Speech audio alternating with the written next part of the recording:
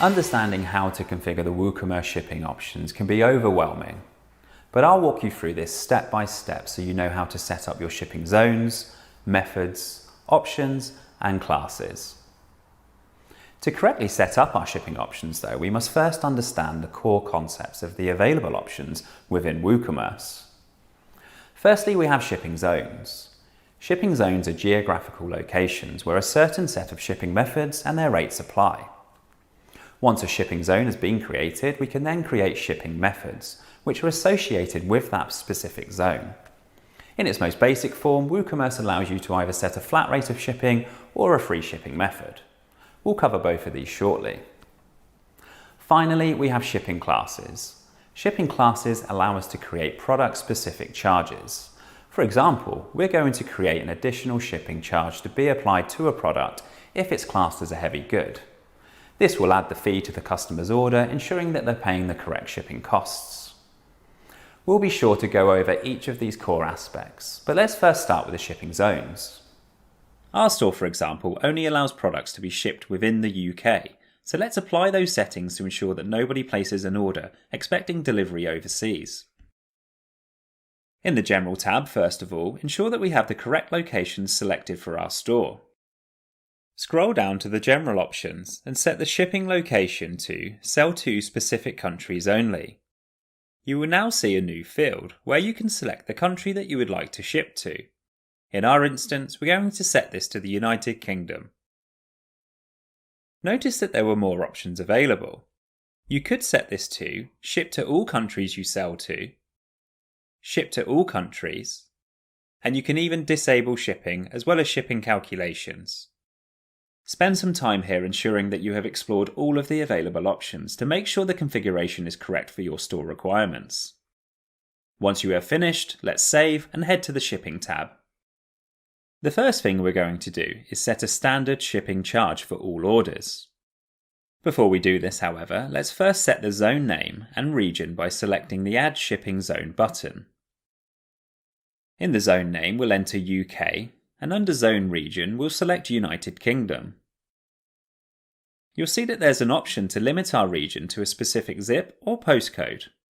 This feature is useful if you need to further limit your delivery services to a more specific location. Once these options have been set, we're now ready to set our first shipping method.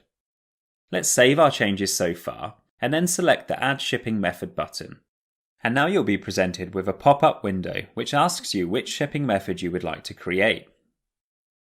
WooCommerce provides 3 default shipping methods. Flat rate lets you charge a fixed flat rate for shipping. Free shipping allows you to offer free shipping when certain conditions are met, like the use of a coupon or when a customer meets a minimum spend amount. Local pickup gives customers the option to bypass the shipping choices and collect their order in person. We're going to choose Flat Rate, followed by Add Shipping Method. Select the Edit link now and a new pop-up will appear. Here we can specify a title, tax rules, and a price. We'll call our method Standard UK Shipping. Set the tax status to taxable. And finally we'll set the cost to £1.99. Once complete, save your changes to return to the shipping zone screen. Now it's time to create our second shipping method. This time we're going to create a set of rules which allow customers to receive free shipping if they spend a certain amount of money within our store. Select Add Shipping Method. This time we'll choose Free Shipping from the drop-down and then select Add Shipping Method. Select the edit icon located underneath the free shipping title, and we'll leave the title as Free Shipping. Then under Free Shipping Requires, you'll see there are several available options. A valid free shipping coupon allows your customers to use a coupon during checkout to receive free shipping. We'll cover how to create coupons for your store in a later lesson. A minimum order allows you to state a minimum spend before free shipping is enabled. And then we have an option to set an or and rule, allowing you to combine these options. We're going to choose a minimum order amount, and then set the value to £20. This means that if the customer's cart totals more than £20, they will see the free shipping option when they check out. If you have coupon codes enabled within your store, it's worth noting the final option here, which allows you to apply the minimum order rule before a coupon discount is applied. Once all of these sections have been configured, hit save and return to the shipping zone screen. Before we move on to shipping classes, we'll first take a look at the shipping options. This section provides you with some additional options to further configure your store. The first option we see is calculations. Here we can enable or disable the shipping calculator on the cart page. And we can also state whether or not we would like to hide the shipping costs until the customer has entered their address. For our store, we're going to leave both of these options as default. Shipping destination controls which address is used. As standard, it is set to default to customer's billing address, and we'll leave this as it is. You can change this if needed to default to the customer's shipping address, and you can also force shipping to the customer's billing address, meaning that the billing and shipping address must be the same.